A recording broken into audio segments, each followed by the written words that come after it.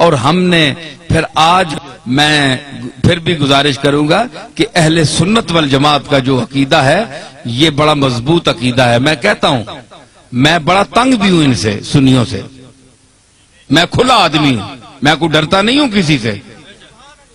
زندگی موت اللہ کے ہاتھ ہے, اللہ کے ہاتھ ہے, کوئی نہیں مار سکتا. جب اس کا حکم ہوگا تو مریں گے, ہیں جی. تو اس لیے ڈر کوئی نہیں ہے, صرف یہ ہے کہ مجھے ان سے گلہ بھی بڑا ہے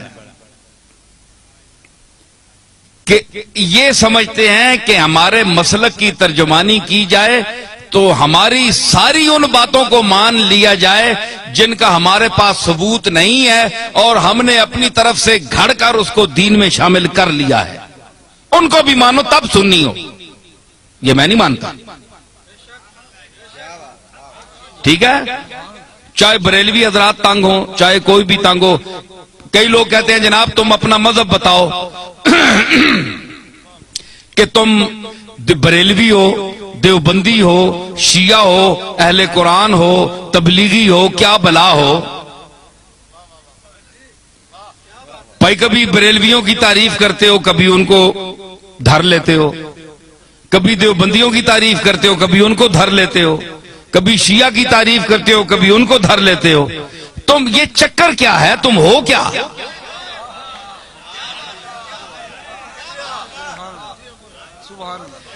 ہے جی, آج میں آپ کو بتاتا ہوں میں کیا ہوں. دیکھیں صاحب, یہ ان کا سوال بجا ہے کہ یہ سارے لوگ ان کی تعریف کرتے ہیں, اور کبھی جو بہت خوش ہوئے ہوتے ہیں وہ دیوبندی بھی کہتے ہیں یار یہ تو ہمارا آدمی ہے, یہ دیوبندی ہے. وہ دوسرا خطاب سنتے ہیں, وہ کہتے ہیں تب تن کے رکھ چھوڑیا سسا. بریلوی کہتے ہیں جناب یہ ہمارا ہے, تو دوسرا خطاب سنتے ہیں اس میں کوئی ان کی بات ہوتی ہے, ان کو دھر لیتا ہوں, وہ کہتے ہیں یہ گیا, یہ تو کچھ بھی نہیں ہے, ہمارا تو نہیں ہے. شیعہ کہتے ہیں اہل بیت کی تعریف اس سے بڑھ کر کسی نے کی نہیں, کبھی ان کو بھی کوئی چٹکی لگا دی, وہ کہتے ہیں یار ہمیں بھی ہماری خبر بھی لے گیا. اہل قرآن, تبلیغی, اہل حدیث تعریف بھی کرتا ہوں, مذمت بھی کرتا ہوں. وہ کہتے ہیں یہ چیز کیا ہے, یہ ان کی معجون مرکب کیا ہے, حدود اربع ان کے کیا ہے.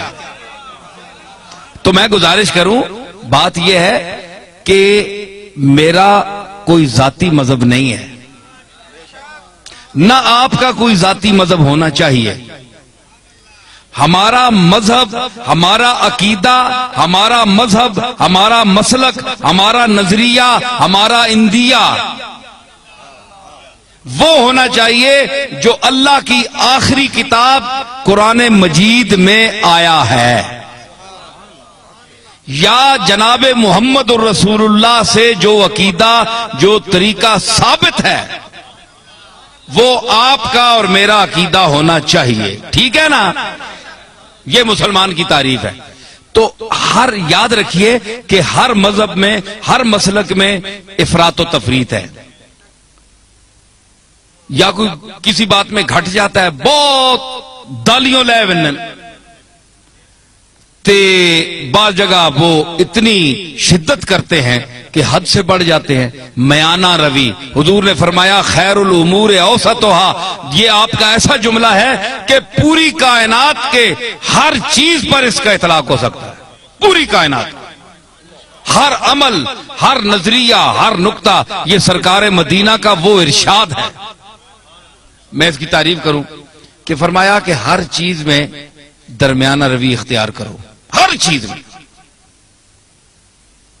آپ اس کو گھر جائیں, اپنے بال بچوں کے ساتھ, بیوی کے ساتھ, والدین کے ساتھ, محلے والوں کے ساتھ برتیں, اور حضور کے اس ارشاد مقدس کو آپ ذہن میں رکھیں کہ ہر چیز میں میانہ روی, نہ حد سے بڑھو نہ حد سے نیچے ہو, درمیان میں چلو.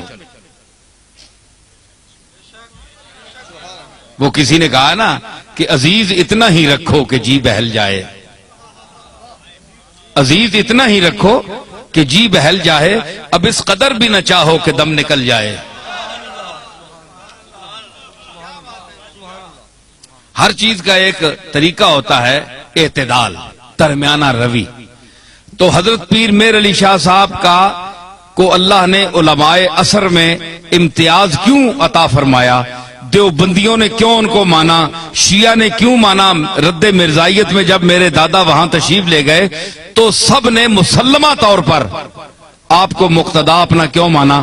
آج کون سا پیر ہے پاکستان میں کہ جس کو تمام مسالک کے علماء اور مشائخ اکٹھے ہو کر اپنا پیشوا مانے؟ کوئی ہے آپ کے سامنے آیا؟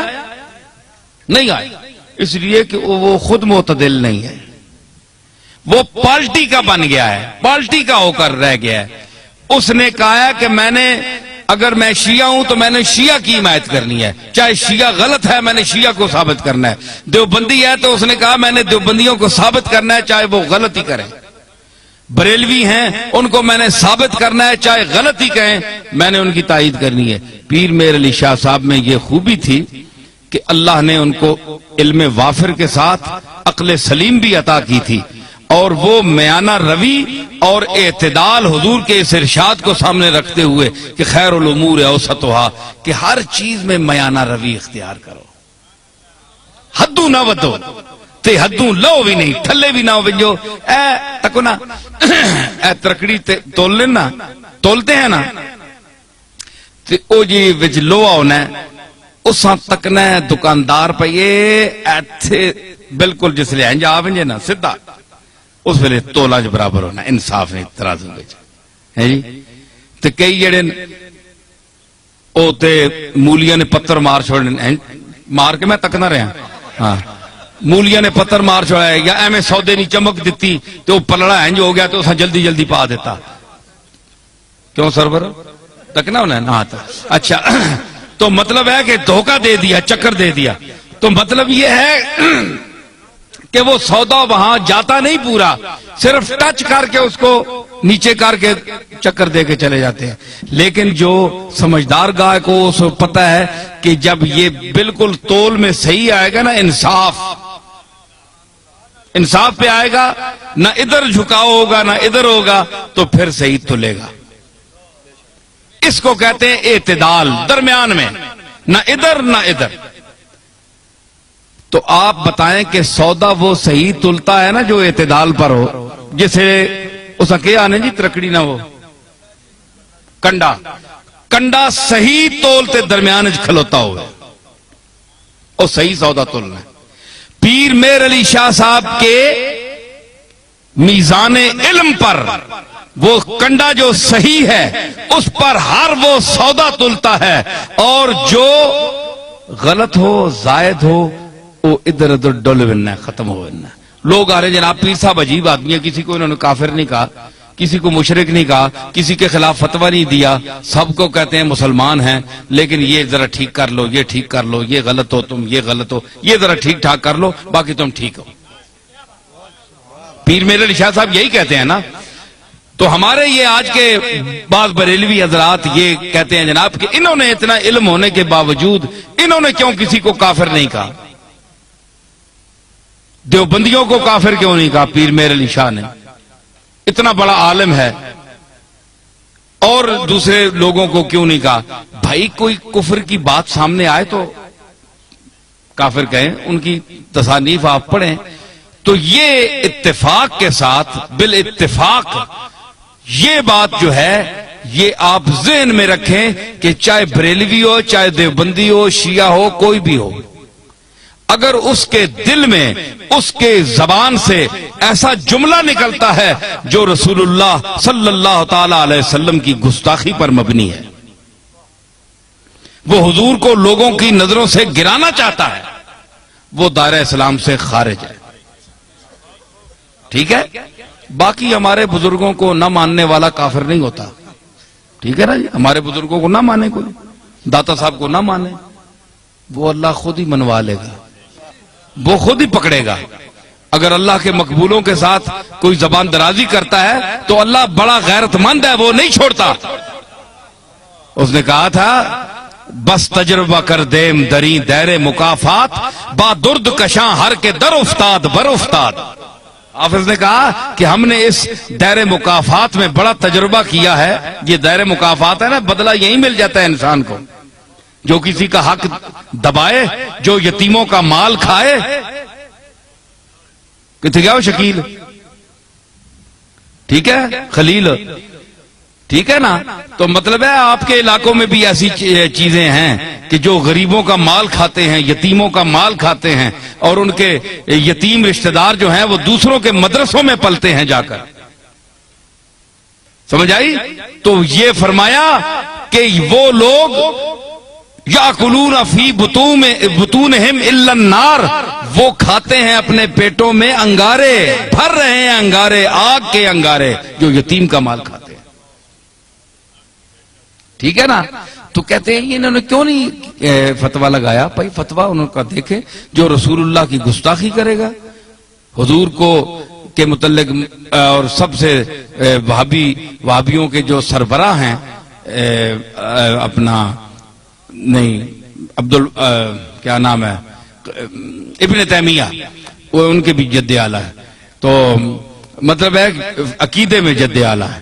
تو ابن تیمیہ جیسا آدمی، اس نے لکھا کہ ایک ہے کپڑے کا میلا ہونا، ایک ہے حکارت سے کوئی گئی سٹ ہے ایویں ترکیا میلا ہے، ذہن میں اس کو حقیر کہے، ذہن میں یہ عقیدہ رکھے کہ میں اس کی حکارت کر رہا ہوں.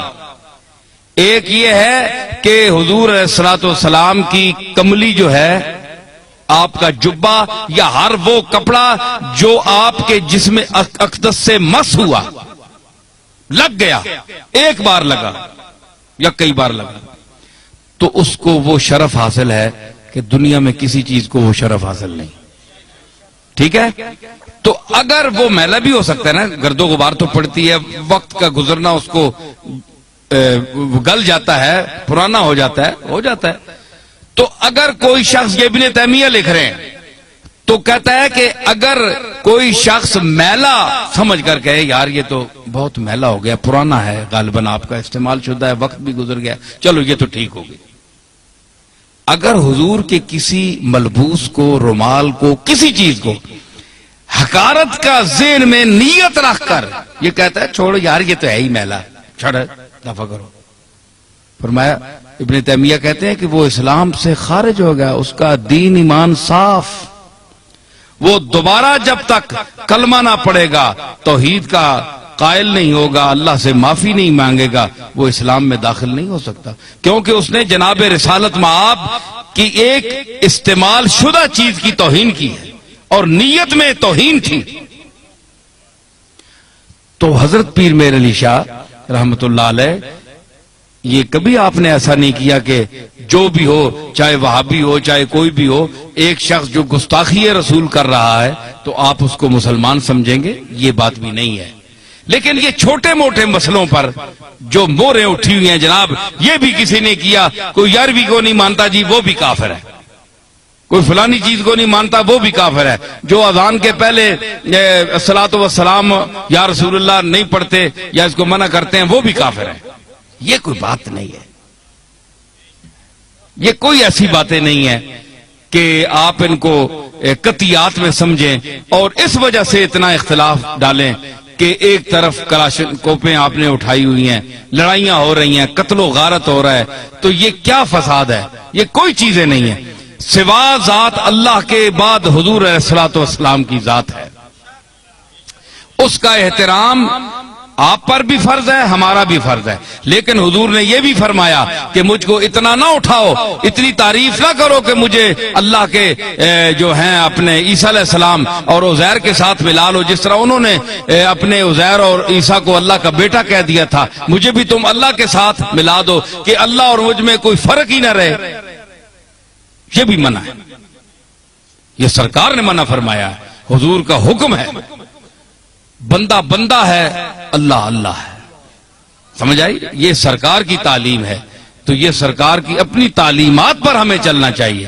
اتنا بھی نہ آپ بڑھائیں کہ کل ہمیں قیامت کے دن حضور کے سامنے آپ حکم دیں کہ ان کو جوتے مارو، تو اس محبت کا کیا فائدہ؟